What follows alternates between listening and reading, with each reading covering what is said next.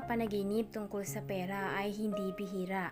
Ipinapahiwatig nila ang iyong lakas upang makamit ang iyong mga layunin at kagustuhan. Ang pera sa isang panaginip ay maaring sumasalamin sa iyong antas ng kumpiyansa at halaga sa sarili. At ang panaginip na ito ay maaring magpahiwatig ng iyong kakayahang gawin ang nais mo sa buhay. Ang pera din sa panaginip ay sumisimbolo rin ng iyong pananalapi, personal na mga halaga at pakiramdam ng seguridad.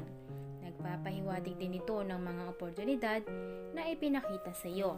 Pero bago tayo magpatuloy, kung bago ka pa lang sa ating channel ay huwag kalimutang mag-subscribe. Paalala lamang po, ito ay mga gabay lamang. Walang sino man sa atin ang makakapagsabi ng mga tunay na mangyayari or magaganap sa atin.